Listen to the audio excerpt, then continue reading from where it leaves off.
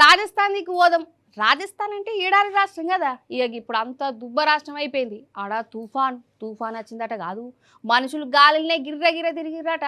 ఏడ చూడు దుబ్బనే. ఆగో ఫస్ట్ ఇది చూడురి.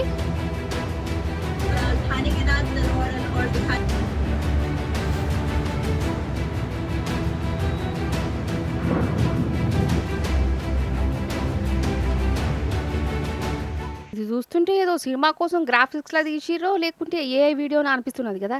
కాదు ఒరిజినల్ వీడియోనే. ఇది ఒరిజినల్ దుబ్బనే.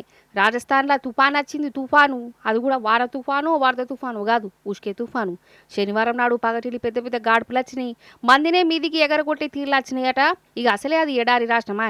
ఆ పెద్ద గాడుపుకు ఇగో ఊర్లు గిట్లా ఉష్కెలు కలిసిపోయినాయి. ఈడ చీకటి కనబడుతున్నది కదా, కానీ ఇది పొద్దుముకి కాదు, పట్ట పగటిలే. కొన్ని ఊర్ల ఈ తుఫానుకు చీకటి అయిపోయింది.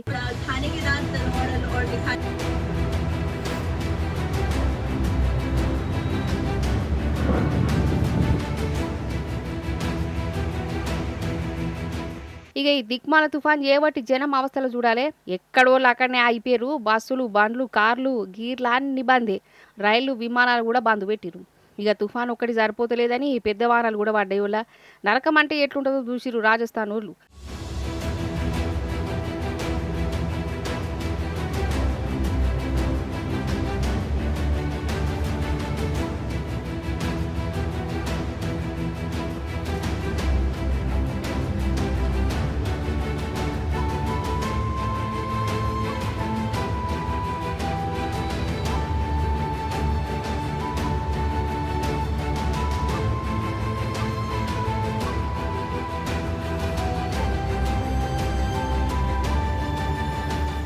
అప్పుడప్పుడు గిసంటి తుఫాన్లు వాటికెళ్ళి అత్తయ్యట గాని నేరి గింత అద్మానంగా మాత్రం ఎన్నడూ చూడలేదని అంటురు. ఏదో సినిమాలలో చూయించినట్టే అయింది.